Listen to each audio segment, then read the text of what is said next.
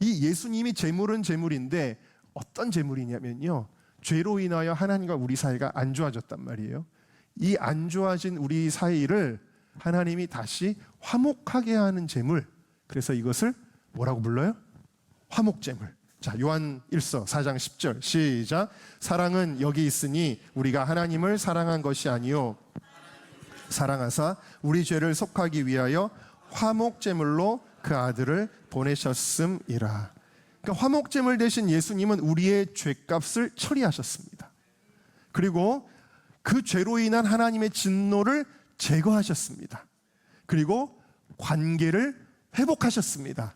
네. 그래서 이 예수님의 십자가 사건은 복음 시대를 여는 역사적인 사건이 되어서 예수님이 십자가에서 다 이루었도다 하고 숨을 거두시자마자 어떤 일이 일어났죠? 마태복음 27장을 읽습니다. 시작. 예수께서 다시 크게 소리 지르시고 영원히 떠나시니라. 이에 성소 휘장이 위로부터 아래까지 찢어져 둘이 되고 땅이 진동하여 바위가 터지고. 자, 예수님이 죽는 순간에 예수님은 갈보리 언덕에서 숨을 거두셨는데 성전에서 희한한 일이 벌어집니다. 그게 뭐죠? 원래 성전에 법궤는 하나님의 임재를 상징하는데 지성소 안에 있었고 사람들은 성소까지만 들어올 수 있었고 그 사이에 또 아주 두꺼운 해달의 가죽으로 만든 휘장이 가로막고 있었는데 이 휘장이 사람의 손바닥보다도 두꺼운 가죽이 있기 때문에 절대 찢어지지 않거든요. 근데 하늘로부터 쫙 찢어졌다라는 거예요. 그래가지고 길이 열렸다라는 것입니다. 할렐루야. 자, 이것은 무엇을 의미합니까? 죄로 인하여 하나님 앞에 나아갈 수 없는 우리가 어떻게 되었다? 히브리서 10장을 읽습니다. 시작. 그러므로 형제들아 우리가 예수의 피를 힘입어 성소에 들어갈 담력을 얻었나니 그 길은 우리를 위하여 휘장 가운데로 열어놓으신 새롭고 산 길이요 휘장은 곧 그의 육체니라. 히브리서 4장 16절 시작. 그러므로 우리는 긍휼하심을 받고 때를 따라 돕는 은혜를 얻기 위하여 은혜의 보좌 앞에 담대히. 여러분들이 지금 하나님 앞에 나온 것입니다. 무엇을 통해 나온 거예요? 화목제물 대신 예수님이 희생하심으로 말미암아 길이 쫙 열려가지고 여러분들이 나오신 거예요. 할렐루야. 그러니까 이게 너무 놀라운 은혜라는 거예요. 왜? 죄로 인하여 수천 년 동안 벌어져 있던 이 관계를 회복시키는 놀라운 역사였다. 예수님은 제사장이면서 희생제물이셨어요. 예수님만이 제사를 드리기에 합당하신 거룩하신 분이고 예수님만이 제물이 되시기에 합당하신 흠없고 점없는 완전한 제물이셨고 그래서 유일하게 예수님은 완전한 중보자가 되시는 것입니다. 자, 중보자, 완전한 중보자. 그러니까 하나님과 인간 사이를 봉합하는 역할을 하는 중보자가 되셨다라는 거예요. 여러분들이 그럼 이 말을 또 오해하시는 분들이 용어 정리를 한번 하고 하는데 중보자와 중보 기도자가 달라요. 예전에 저희가 홀리위크를 하면서 나라와 민족을 위해 중보하는 기도자들이 막 이런 표현을 썼더니 누가 이건 신학적으로 틀렸다. 중보자는 오직 예수님밖에 없는데 그랬는데 이거는 중보자와 중보 기도자의 개념이 다르다는 걸 이해하지 못해서 그런 이상한 얘기를 한 건데 중보자는 뭐냐? 하나님과 한번 같이 읽어볼까요? 시작. 하나님과 사람 사이에서 죄의 문제를 실제로 해결하여 관계를 회복시키는 존재. 그러면 이분은 누구시냐? 디모데전서 2장 5절입니다. 시작. 하나님과 사람 사이의 중보자도 한 분이시니 곧 그리스도 예수라. 그 중보자는 여러 명 있나요? 아니죠. 오직 한 분입니다. 그 한 분이 누구십니까? 곧 그리스도 예수다라는 것입니다. 그러면 중보 기도자는 뭐냐? 같이 읽어볼게요. 시작. 다른 사람을 위해 하나님께 대신 간구하는 사람. 그러니까 성경에도 보면은 모세가 백성을 위해 대신 기도하죠. 이 백성을 용서해 주세요. 이 백성을 버리지 마세요. 차라리 저를 버리세요. 막 몸부림을 치며 기도하는 게 무슨 기도예요? 중보 기도라는 거예요. 사무엘이 사울을 위해서 중보 기도하지 않습니까? 밤새도록 사울을 위해 기도합니다. 바울이 그 백성을 위해 기도합니다. 예수님께서는 성도들에게 서로를 위해 기도하라고 하십니다. 여러분, 이렇게 기도하는 거가 중보 기도고요. 근데 중보 기도한다고 죄가 제거되는 건 아니에요. 제가 예를 들어서 누군가를 위해서 기도한다고 그 사람이 죄가 없어지는 건 아니에요. 그런 건 아니에요. 자, 그러니까 우리는 중보 기도자가 될 수는 있지만 뭐는 될 수 없는 거예요? 중보자는 될 수가 없는 거예요. 자, 여기서 한 개만 더 가지를 쳐서 나간다면 여러분, 천주교와 우리 개신교가 다른 점이 너무너무 많지만 그냥 다른 종교예요. 여러분들이 그냥 같은 하나님을 믿는 형제라고 생각하시면은 그거는 성경에 대한 이해가 빵인 거예요. 그렇게 말하는 많은 목사들이 있는데 그 사람들이 다 인본적인 사람들이고 성경에 대한 이해가 없는 사람들이에요. 다른 종교예요. 자, 근데 많은 종교 개혁의 이유가 있는데 천주교회는 그 사람들은 그렇게 말하지는 않지만 실제로 하는 거 보면은 이 중보자의 역할을 사람이 하고 있다라는 거예요. 대표적인 예가 뭡니까? 마리아죠. 마리아를 뭐라고 부르냐면 은총의 중재자라고 부릅니다. 아까 메디에이터라는 단어를 썼는데 이게 같은 단어의 의미예요. 교황을 뭐라고 부르느냐? Vicar of Christ, 그리스도의 대리자다. 하나님 같은 존재로 여긴다라는 거예요. 사제는 뭐라고 불러요?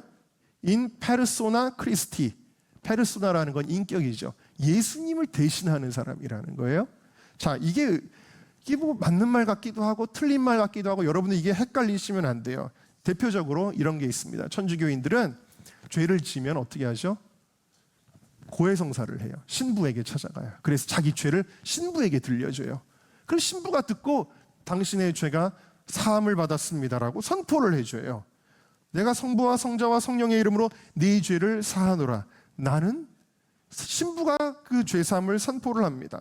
그러나 여러분, 우리가 믿는 성경적인 신앙은 그런 게 아니에요. 그런 게 아니에요. 자, 우리는 하나님 앞에 어떻게 나아가느냐? 요한복음 16장 말씀을 우리 다 같이 읽어보겠습니다. 시작. 그날에는 너희가 아무것도 내게 묻지 아니하리라. 내가 진실로 진실로 너희에게 이르노니 너희가 무엇이든지 아버지께 구하는 것을 내 이름으로 주시리라. 지금까지는 너희가 내 이름으로 아무것도 구하지 아니하였으나 구하라, 그리하면 받으리니 너희 기쁨이 충만하리라. 자, 하나님 앞에 기도하는데 중간에 누가 다른 사람이 필요해요? 교황이 필요해요? 사제가 필요해요? 성인들이 필요해요? 마리아가 필요해요? 그렇지 않습니다. 이제 복음의 시대가 열리는 순간, 그 이전까지는 그걸 알지도 못했지만 이제부터는 누구 이름으로 기도하라는 거예요? 예수님의 이름으로. 왜? 그 길을 열어놓으신 분이 예수님이시거든요. 사람이 열어놓은 게 아니란 말이에요. 그래서 여러분들은 항상 기도하고 나서 맨 마지막에 뭐라고 표현을 해요? 예수님의 이름으로 기도합니다. 이게 아무것도 아닌 것 같지만 굉장히 중요한 거라는 거예요. 우리는 예수님의 이름으로 누구든지 하나님 앞에 나아갈 수 있게 되었다. 그러면서 무슨 시대가 열리느냐? 교회 시대가 열립니다. 할렐루야.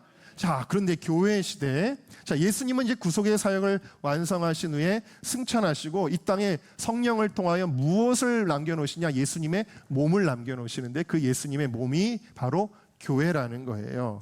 자, 그런데 이 교회 시대에 하나님이 어떤 일을 하시느냐? 에베소서 4장 오늘 본문입니다. 다시 읽어봅시다. 시작. 그가 어떤 사람은 사도로, 어떤 사람은 선지자로, 어떤 사람은 이는 성도를 온전하게 하여 봉사의 일을 하게 하며 그리스도의 몸을, 자, 사도, 선지자, 복음 전하는 자, 목사, 교사, 이게 사실은 다 같은 개념이에요. 그러니까 성경에 나오는 집사가 오늘날의 집사가 아니고 그 신약에 나오는 장로가 오늘날의 장로가 아닌 것처럼 이 역할들이 다 목회자를 가리키는 건데, 자, 목사라는 표현도 있죠. 여기 실제로. 자, 목사를 하나님이 세우셨다라는 거예요. 그러니까 목사는 사람들의 필요에 의해 생긴 직책이 아닙니다. 그리스도께서 교회를 위하여 세우셨다. 그러니까 역사 속에서 일관되게 하나님이 세우시는 작업들을 하시는 거죠. 사람에게서 나오는 게 아니라는 거예요.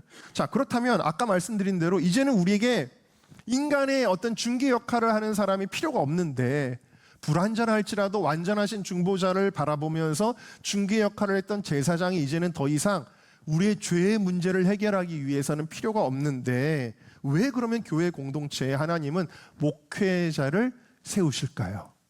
그 이유가 뭘까요?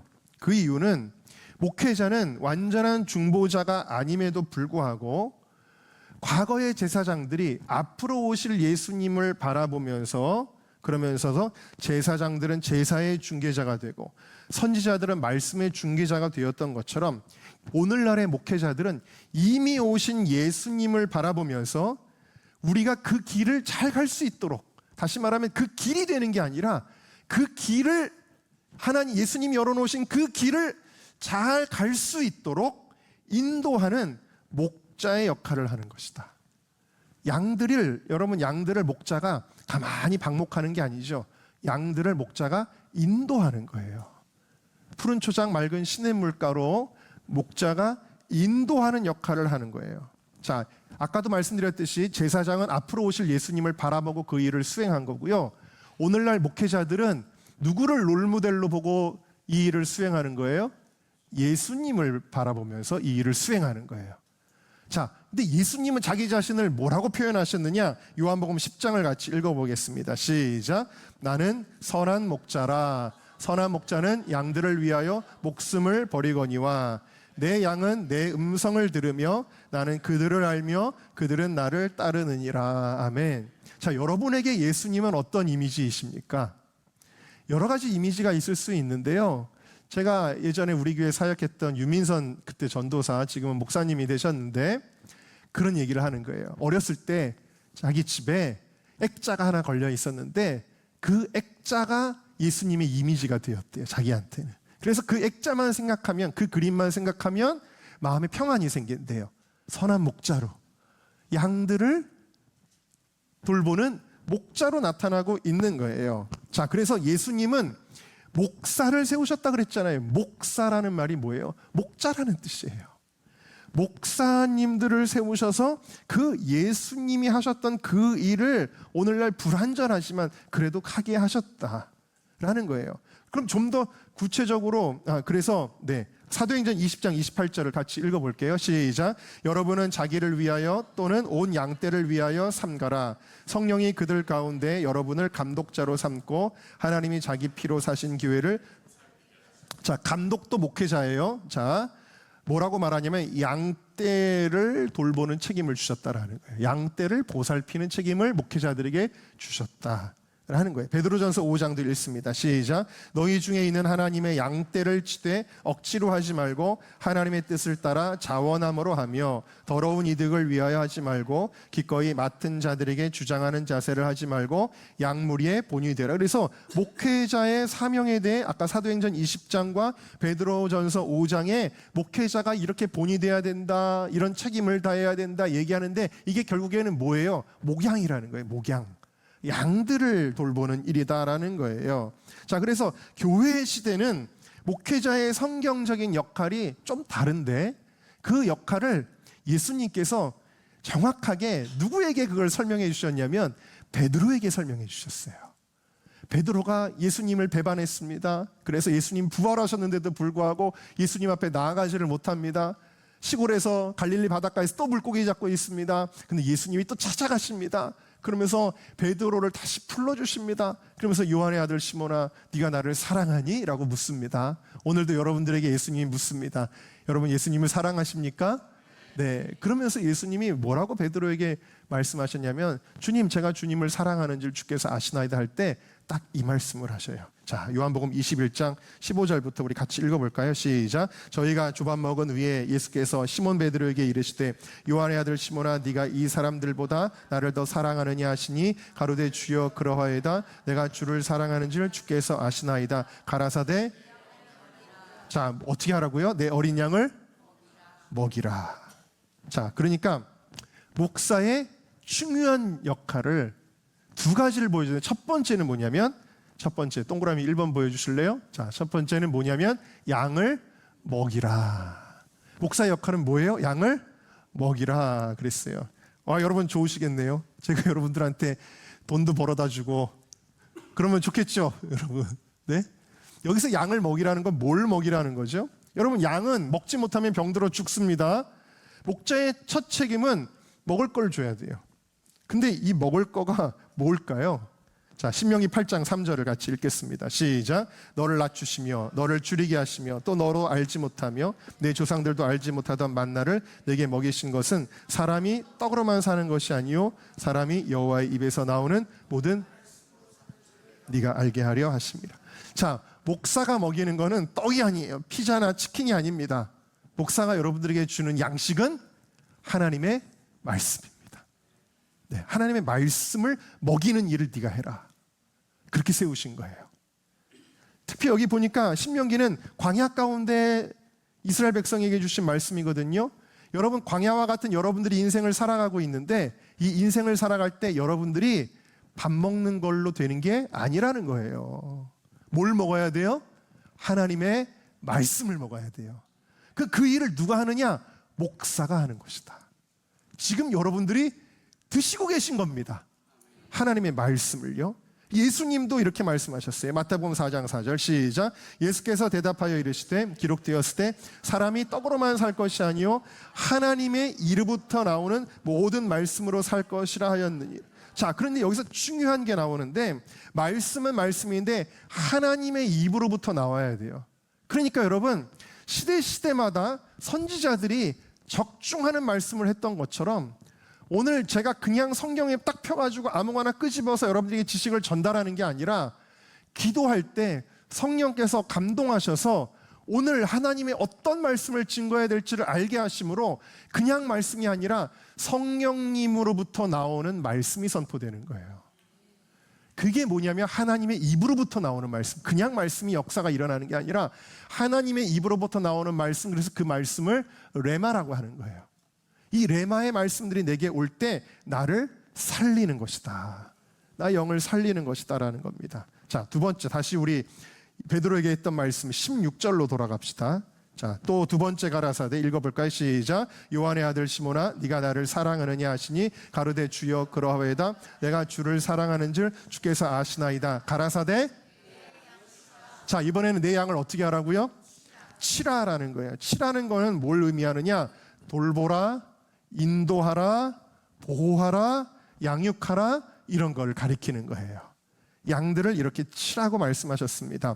에베소서 4장 12절 시작. 이는 성도를 온전하게 하여 봉사의 일을 하게 하며 그리스도의 몸을 세우려 하심이라. 그러니까 구약의 제사장은 자기가 봉사를 했지만 신약의 목사는요, 성도들이 장성한 분량에 이르러서 봉사할 수 있는 사람으로 온전하게 세우는 거예요. 그걸 이해하시겠어요, 여러분? 자, 그러니까 여러분들이 에덴 동산부터 지금 쭉 들으셨는데 에덴 동산의 그 완벽한 대면의 친밀함이 완성되는 곳이 있어요. 그곳은 우리가 앞으로 가게 될 천국입니다.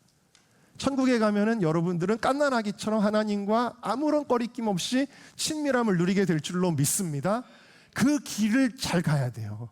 그 길을 잘 가도록 목사가 어떨 때는 권면도 하고 위로도 하고 때로는 책망도 하고 그러면서 양들을 이렇게 해가지고 바른 길을 가도록 하는 거예요. 그 중에 어떤 양들은 그럼에도 불구하고 이탈해서 늑대에게 갈 수도 있겠지만 그래도 목사는 최선을 다해서 한 양이라도 놓치지 않고 그 길을 잘 가도록 이렇게 하는 것이다라는 것입니다. 자, 그렇다면 성도들이 신적인 존재가 아니에요. 그러니까 목사는 신적인 존재가 아님에도 불구하고 그럼에도 불구하고 영적 권위로서 존중해야 될 근거가 있을까요? 여러분, 천주교는요, 그 사람 자체가 하나님의 대리자예요. 내가 하나님을 대신한다 이런단 말이에요, 사제들이. 그러면 성도들이 당연히 천주교인들은요 엄청 막 이렇게 우러러보게 하죠. 예? 왜? 신적인 존재니까요. 자, 그렇게 한단 말입니다. 그렇지만 여러분, 이것은 우리에게 우상숭배잖아요. 그런데 복음은 왜 그러면 우리는 여전히 존중하고 순종하느냐? 그것은 하나님이 세우신 질서 때문이라는 거예요. 질서 때문에. 다시 말하면 여러분, 부모님이 초등학교도 안 나왔습니다. 배운 게 없습니다. 말하는 것도 막 수준이 떨어집니다. 그렇다고 해서 부모를 무시해도 되나요?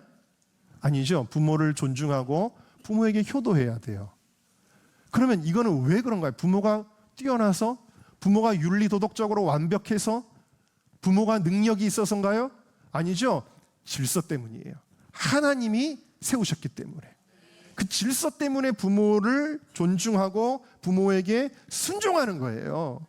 여러분, 젊은이들은 노인을 공경해야 됩니다. 여러분, 요즘 뉴스 같은 거 보면서 따라가면 안 됩니다. 애들이 막 어른들한테 막 함부로 하는 일들이 막 비일비재하죠. 그 하나님의 질서를 어기는 거예요. 젊은이들은 노인들이 가난하고 연약하고 그리고 말도 이제는 사리분별을 못해도 그 노인들을 공경해야 됩니다. 왜요? 질서 때문에. 학생들은 교사에게 또 공경하고 순종해야 돼요. 하나님이 주시는 질서 때문이다 라는 것입니다. 성경은 목회자를 아까 이렇게 설명했죠. 하나님이 삼으셨으니, 하나님이 우리에게 주셨으니, 하나님이 우리에게 세우셨으니라는 거예요. 사람이 뽑은 게 아니에요. 여러분이 투표해가지고 목사 한 명 뽑는 게 아니라는 거예요. 혹은 자격 없는 사람이 내가 목사 해볼까? 물론 그런 사람이 없는 거는 아니겠지만 그러는 게 아니에요. 하나님의 부르심에 순종하여 목회자의 길을 가는 거죠. 네. 하나님이 세우시는 건 줄로 믿습니다. 그래서 여러분, 하나님이 세우실 때 성경은 뭘 하냐면 기름을 붓는 거예요. 그래서 구약에 제사장에게 기름을 붓습니다. 왕에게 기름을 붓습니다. 선지자에게 기름을 붓습니다. 기름을 붓는다는 것은 내가 너를 거룩하게 구별하여 세웠다라는 뜻이고요. 오늘날의 목회자도 어떻게 하죠? 안수하여 기름 붓습니다. 무엇으로? 성령으로 기름 붓습니다. 성령으로 기름 부어서 예수님의 마음으로 예수님의 뜻을 가지고 이 목회의 목양의 사명을 잘 감당하라고 하는 거예요. 그러니까 목사도 철저하게 하나님의 질서 속에서 세우는 권위인 줄로 믿습니다. 자, 그래서 여러분, 제가 이제 시간이 많이 가서 다른 내용은 안 하고요. 여러분, 그래서 기름 부음에 대한 경외는 사람을 향한 충성이 아니라 그 질서를 만드신 하나님을 향한 경외이고 두려움이고 충성이다. 목회자에 대한 순종은 사람의 말을 잘 듣는 게 아니라 그 목회자를 세우신 하나님의 말씀에 대한 순종하는 자세이다. 그러니까 이 인간관계를 통해 하나님은 하나님과의 관계를 연결시키시는 거예요. 그러니까 여러분들이 예수님을 사랑하면요, 그러니까 거꾸로 이렇게 합시다. 목사가 예수님을 사랑하면 어떤 일이 벌어지는 줄 아세요? 성도들을 사랑합니다. 거꾸로 성도들이 예수님을 사랑하면 저절로 어떻게 되는 줄 아세요? 목회자를 사랑하게 됩니다.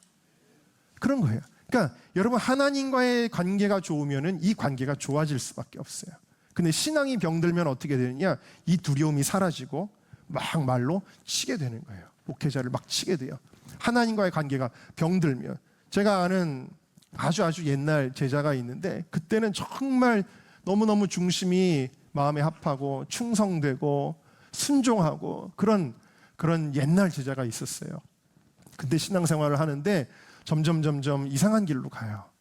신앙이 병들어가요. 그리고 아주 결정적인 부분에 있어서 제가 이 길을 가면 진짜 안 되는데 해가지고 계속 제가 책망을 하는데 끝끝내 거부하고 제 이야기를 안 들어요. 자기가 하고 싶은 대로 제가 얘기해 줄 줄 알았는데 제가 그 길로 가면 안 돼, 하나님 기뻐하지 않아라고 단호하게 얘기할 때 그 다음부터 어떻게 되느냐? 저와의 관계를 딱 끊었어요. 이제 목사님 말 듣기 싫다라는 거예요. 자기 멋대로 길을 가요. 그러면서 신앙생활이 점점 병드는데, 신앙생활이 병드니까 이상한 일을 하기 시작하는데, 유튜브에 구독자 수를 늘리기 위해서 목회자를 비방하는 영상들을 막 올리기 시작해요. 자기랑 아무 관계도 없는 다른 교회 뉴스에 나오는 목회자인데 우리가 그 내막을 어떻게 다 알 수 있습니까? 그런데 그런 일들을 막 하게 돼요. 제가 그걸 보면서 너무 마음이 안타까운데, 사무엘이 사울 때문에 근심하였던 것처럼 마음에 근심이 되는 거예요. 저러면 큰일 나는데, 왜 저럴까? 제가 그걸 보기가 싫어서 구독을 끊어버렸어요. 얼마 전에 구독을 취소해버렸어요. 여러분, 하나님의 마음을 근심하게 하지 마시고 목회자의 마음을 근심하게 하지 마시기를 주님의 이름으로 축복합니다. 우리는 어떻게 되느냐? 데살로니가전서 5장 말씀을 같이 읽겠습니다. 시작. 형제들아, 너희에게 구하노니 너희 가운데서 수고하고 주 안에서 너희를 다스리며 권하는 자들을 알아보고 그들의 역사로 말미암아 사랑 안에서 가장 귀히 여기라 그랬어요. 요한복음 13장 읽습니다. 시작. 내가 진실로 너희에게 이르노니 내가 보내는 자를 영접하는 자는 나를 영접하는 것이요 나를 영접하는 자는 나를 보내신 이를 영접하는 것이니라. 자, 예수님과의 관계로 여기신다라는 거예요. 목회자와의 관계를요. 네, 그렇게 한다라는 것입니다. 또 누가복음 10장 16절 말씀 우리 같이 읽겠습니다. 시작. 너희 말을 듣는 자는 내 말을 듣는 것이요 너희를 거절하는 자는 나를 거절하는 것이요 나를 거절하는 자는 나를 보내신 이를 거절하는 것이니라. 예수님 말씀에 순종하는 것이 예수님에게 목회자의 그 양육에 순종하는 것이 예수님에게 순종하는 것이고 예수님을 보내신 성부 하나님에게 순종하는 것이다. 히브리서 13장 17절을 마지막으로 읽겠습니다. 시작. 너희를 인도하는 자들에게 순종하고 복종하라. 그들은 너희 영혼을 위하여 경성하기를 자신들이 청상할 자인 것 같이 하느니라. 그들로 하여금 즐거움으로 이것을 하게 하고 근심으로 하게 하지 말라. 그렇지 않으면 너희에게 유익이 없느니라. 우리가 이렇게 목회자를 존중하고 순종하는 것은 결국 누구를 위한 거예요? 나의 유익을 위한 것이다. 여러분들이 목회자를 통해 하나님의 축복을 받으시기를 주님의 이름으로 축복합니다. 누구를 생각할 때마다 마음에 근심이 되는 누군가 있다. 그러면요, 그 사람이 어떻게 축복을 받겠어요? 근데 그저 순종하고 충성하면 목회자의 마음이 움직일 때 하나님이 그 마음을 통해 그 사람을 축복하시는 거예요. 그래서 여러분들이 목회자의 관계를 잘 세우시고 신앙생활에 축복 받으시기를 주님의 이름으로 축복합니다.